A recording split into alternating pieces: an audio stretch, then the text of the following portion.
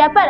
दोस्तों आज के इस व्लॉग में पढ़ने वाले हैं हिंदी की कंप्लीट स्ट्रेटेजी, अर्थात हिंदी का पेपर कैसे आता है, उसमें क्या क्या आता है, उसे कैसे अटेंड करें, हिंदी का पेपर कैसे अटेंड करें, हम वो पढ़ने वाले हैं। ठीक है, तो शुरू करते हैं अपनी वीडियो। पहले तो हम ये देखेंगे तो हिंदी होता है तो हिंदी में क्या क्या आता है। ठीक है, हिंदी में पैसेज आता है, राइटिंग सेक्शन आता है, लिटरेचर सेक्शन आता है, ग्रामर आती है। ये चार चीजें पक्का आती है। अब इन्हें अटेंड कैसे करें, लिखे कैसे, वो सब पढ़ेंगे। देखो पहले हम पढ़ते हैं कि पैसेज को, कि हम जो पैसेज होता है उसे लिखेंगे कैसे। तो अब हम करने वाले पैसेज। देखो मैंने आपको बता दिया कि ग्रामर के अंदर, ग्रामर नहीं, जो हमारी हिंदी का जो पेपर होता है, पूरा एग्जाम होता है हिंदी का जो पेपर होता है, उसके अंदर literature, passage, grammar, writing section, ये सब आते हैं। अब उन्हें करें कैसे, अटेंड कैसे करेंगे, जिसमें ज्यादा मिस्टेक नहीं करनी, किसमें मिस्टेक नहीं करनी है, उसे किस प्रकार से करें, वो सब मैं आपको यहाँ बताऊंगी। ठीक है, तो पहले हम देखते हैं पैसेज का। तो पैसेज में क्या करना होता है कि पैसेज अगर आप कर रहे हो ना, एग्जाम में अगर पैसेज कर रहे हो, फिर उसे 2-3 दिन पहले को क्या करना चाहिए, पैसेज को हर दिन 2-3 पैसेज, हर दिन 2-3 पैसेज पढ़ने हैं। कहाँ से पढ़ने हैं आपको, सैंपल पेपर में से। आप कौन से सैंपल पेपर होते हैं ना, आपके पास सैंपल पेपर है, उसमें हर दिन 2 पैसेज आपको जरूर पढ़ने, क्योंकि पैसेज जो होते हैं ना आपके हमेशा आते हैं, वो तो आते ही हैं, पैसेज तो आते ही है ना, तो मतलब पैसेज आपको 2 या 3 आपको हर दिन पढ़ना ही है। ओके, पहले पूरा पैसेज पढ़े फिर सवाल। कहने का अर्थ है जब भी आपको एग्जाम में पैसेज मिल जाता है तो पैसेज मिलने के बाद आपको पहले पैसेज को पढ़ना है, फिर जो सवाल दिए हुए हैं ना वो पढ़ने हैं। पहले ध्यान से आपको पैसेज पढ़ना है, पूरी क्या देखा पूरा समझना है आपको पूरा पैसेज, फिर जो उससे जो बेस क्वेश्चन दिए गए हैं वो करने हैं। ठीक है, क्योंकि कई बच्चे ऐसे करते हैं, पहले क्वेश्चन करते हैं फिर पैसेज पढ़ते हैं, मतलब पहले क्वेश्चन पढ़ लिए, उससे अकॉर्डिंग जो उसके आंसर होंगे वो पैसेज में ढूंढते हैं, जिससे उनको गलत हो जाता है। और कुछ बच्चे ऐसे करते हैं कि ऑप्शन टाइप का क्वेश्चन है ही, टिक लगा के चल जाते हैं जल्दबाजी में, ये गलत होगा। आपको क्या करना है, पहले पूरा पैसेज पढ़ना है, फिर उसके अकॉर्डिंग क्या करना है, सवाल निकाल, जो आपको एमसीक्यूज जो भी क्वेश्चन दिए गए हैं ना वो कर लिया। ठीक है, फिर आता है एमसीक्यूज, जो आपको एमसीक्यूज दिए गए फिर वे करने, पहले पूरा पैसेज पढ़ना है फिर सवाल निकालना है, ये बहुत जरूर याद रखना। और पैसेज कब पढ़ेंगे, जब भी आपके पास एग्जाम का जो पेपर होता है, एग्जाम का पेपर है हिंदी का आता है, तो जब भी आपके पास आता है ना, डायरेक्ट आप कुछ मत देखो, पेपर मत पढ़ना, डायरेक्ट आपको क्या करना है, 5 मिनट आपको दी जाती है कि पेपर को पढ़ो, पर आपको नहीं पढ़ना, आपको पैसेज कर लेना है। क्या करना, पूरा धीरे चलते पूरा पैसेज जो होता है वो आराम से पढ़ लेना है, फिर जो उसका क्वेश्चन करना है। ठीक है, आपको टाइम भी बचेगा इससे। फिर आपको स्टार्ट कर देना है। डोंट अंडरलाइन, अंडरलाइन नहीं करनी, मतलब कहने का अर्थ है आपके पास जो एग्जाम होता है हिंदी का, उसके अंदर कभी भी आप पेपर में अंडरलाइन नहीं करोगे, क्योंकि अगर आपने किसी ने देख लिया आपको अंडरलाइन करते हुए तो आप पकड़े जा सकते हो। ठीक है, तो पकड़े जाने का डर जरूर होता है, इसलिए आपको पेपर में अंडरलाइन नहीं करनी है। अब आता है ग्रामर का सेक्शन। तो ग्रामर का सेक्शन जो होता है बहुत ही ज्यादा इजी होता है, सबसे आसान होता है। आप किसी भी से पूछ सकते हो, जो 10th क्लास पार कर चुके हैं उन बच्चों से पूछ सकते हो, या फिर अपने सीनियर से पूछ सकते हो।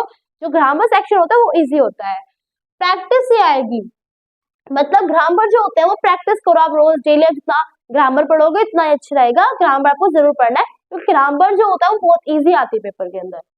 यूट्यूब ग्रामर वन शॉट, या फिर आप यूट्यूब ग्रामर से, जो यूट्यूब के अंदर ग्रामर एक वन शॉट ले सकते हो। आपके लिए बता दूं तो मैंने इसकी वीडियो बना रखी है। ठीक है, मैंने ग्रामर जो है ना कंप्लीट ग्रामर का सिलेबस है, उसकी पूरी की पूरी वीडियो मैंने एक ही जो पूरी का पूरा जो भी टॉपिक है वो सिर्फ एक ही वीडियो में बना रखा है। ठीक है, जिसकी नोटिफिकेशन मैंने आपको जिसकी लिंक मैं आपको डिस्क्रिप्शन पर दे दूंगी, आप देख सकते हो। ठीक है, फिर आता है राइटिंग सेक्शन। तो राइटिंग सेक्शन जहाँ पर आप बहुत मिस्टेक करते हो, वहां पर जो सबसे इंपोर्टेंट राइटिंग सेक्शन होता है, जहां पर स्पेलिंग मिस्टेक आप बहुत करते हो, और उससे जो कि आपको बंद करना है।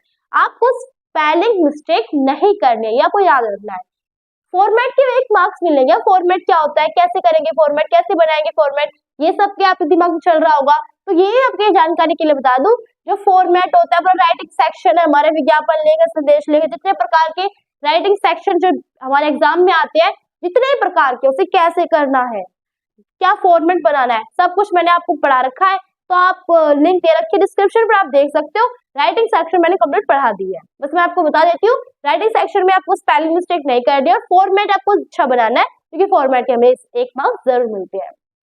विज्ञापन अथवा संदेश लेखन, अगर आप चलो ऐसा हो जाए कि आपके सामने दो आपको कोई ऑप्शन मिल जाती है, आपको कुछ भी नहीं आता इन दोनों में से, तो आप डरने की जरूरत नहीं है, कुछ तो आपको करना होगा। तो आप एक काम करना, वहां पे जो फॉर्मेट होता है सिर्फ फॉर्मेट लिख दोगे ना, तो उसमें भी आपको 1 मार्क्स मिल जाएंगे अगर कुछ नहीं आता है।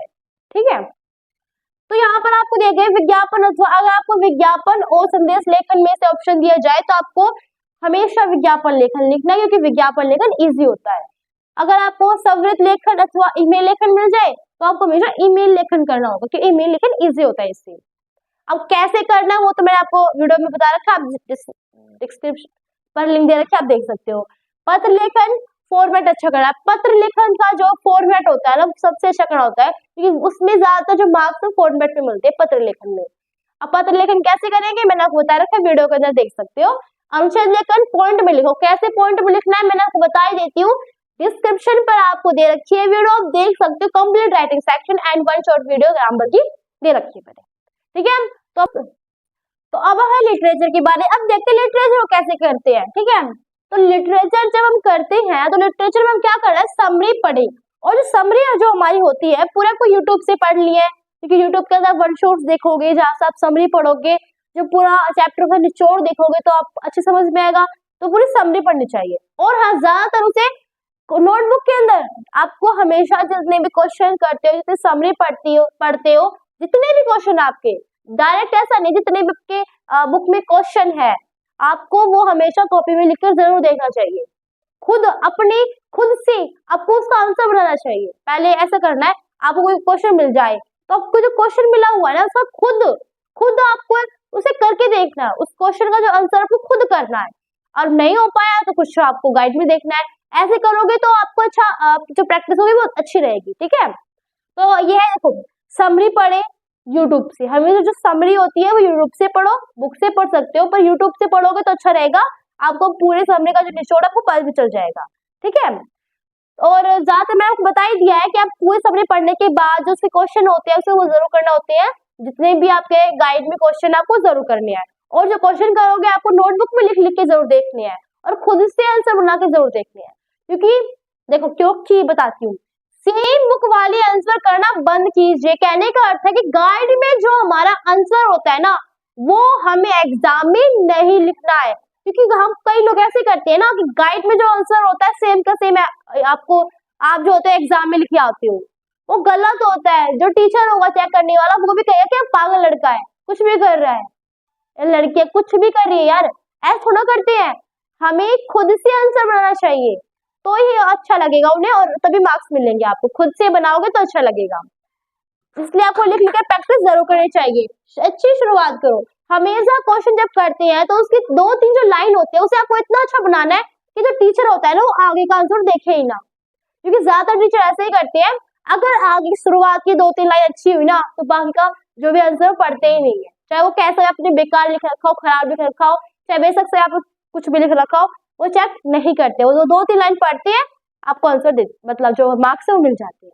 अगर ऐसा हुआ कि आपकी 2-3 लाइन ही अच्छी है और बाकी का 2-3 लाइन जो हमारी होते हैं वो बेकार है, और जो बाकी का आंसर है वो अच्छा है, बेशक से हो आपको आपके जो नंबर है वो कट जाएंगे, मतलब पूरे नंबर कटेंगे। ठीक है, तो ये आपको जरूर ध्यान देना है। कुछ शब्द याद करो, कहने का अर्थ है कुछ इंपोर्टेंट जो आपको वर्ड्स होते हैं, इंपोर्टेंट जो वर्ड होते हैं उनको वो जरूर याद करने चाहिए। ठीक है, मतलब ऐसा होता है ना, ऐसे होते टीचर जो होते हैं ना, अगर आपके जो भी हमारे क्वेश्चन होते हैं उसमें आपको इंपोर्टेंट वर्ड्स तो मिल जाए या फिर दोहे मिल जाते हैं, वे दिख जाते हैं आपको, टीचर को भी मिल जाते हैं ना, तो वहीं पर आपको मार्क्स मिल जाते हैं, आगे का पढ़ते ही है क्वेश्चन। ठीक है, और जब आप जो हम कुछ जो इंपोर्टेंट वर्ड्स आप लिख रहे हो तो उसके नीचे अंडरलाइन जरूर करना है, एग्जाम में करना है। ठीक है, एग्जाम में ना अंडरलाइन कर देना है, ताकि जो टीचर उसे दिख भी जाए और अच्छा भी लगे तो उसमें मार्क्स मिल जाएंगे। ठीक है, कुछ टीचर ऐसे ही करते हैं, आपको अंडरलाइन मिल गया, कोई भी इंपोर्टेंट जो वर्ड्स होते हैं उस पर आपने अंडरलाइन कर दिया, टीचर आपको वहीं पे मार्क्स दे देता है ज्यादातर। ठीक है, वहीं पे मार्क्स मिल जाता है, वहीं टिक करके मार्क्स मिल गया। ओके, तो ये होगा हमारा लिटरेचर सेक्शन। अब हम करते हैं कुछ टिप्स बताऊंगी आपको। अगर आपका जब एग्जाम कंप्लीट हो जाता है तो मात्राएं चेक जरूर करना, क्योंकि मात्राओं पे आप बहुत गलती करते हो, तो मात्राएं जो होती है चेक करनी चाहिए। इंपॉर्टेंट पॉइंट्स अंडरलाइन करो। अब आप कहोगे अभी तो कहा था कि अंडरलाइन नहीं करना है। अरे मैंने तो क्वेश्चन पेपर में कहा था अंडरलाइन नहीं करना है, आंसर पेपर पे तो करना चाहिए अंडरलाइन। जो भी हमारे इंपॉर्टेंट वर्ड्स होते हैं, दोहे होते हैं, वहां पर आपको अंडरलाइन जरूर करना है, ठीक है, ताकि आपको जो पेपर है थोड़ा अट्रैक्टिव भी लगे। राइटिंग सेक्शन का फॉर्मेट आपको जरूर करना है, जो राइटिंग सेक्शन का फॉर्मेट है वो अच्छा करना है। राइटिंग सेक्शन फॉर्मेट मैंने आपको दे रखी है वीडियो, आप देख सकते हो ना, जरूर याद करो, मतलब इसी में आ गया। एमसीक्यूज प्रैक्टिस करो, ज्यादा जितना भी हो सके आपको एमसीक्यूज की प्रैक्टिस बहुत करनी है। ओके, ये आपका हो गया हमारा हिंदी का पूरी स्ट्रेटेजी। तो आई होप कि आपको समझ में आ गया होगा, और मैंने आपको कुछ लिंक दे रखी डिस्क्रिप्शन पर, अगर आपका मन करे तो आप देख सकते हो, क्योंकि आपके लिए बहुत ही ज्यादा प्रॉफिटेबल भी है वो, क्योंकि अगर आपको पूरी ग्रामर वर्ड शॉर्ट भी पढ़नी है तो वो मिल जाएगी आपको, और अगर आपको राइटिंग सेक्शन जो कि बहुत इंपॉर्टेंट होता है वो देखना हो तो आपको वो भी मिल जाएगा, ठीक है। तो अगर आपको हमारी वीडियो अच्छी लगी हो तो इसे लाइक करना, सब्सक्राइब करना, अपने दोस्तों को शेयर जरूर करना। Thanks for watching my video.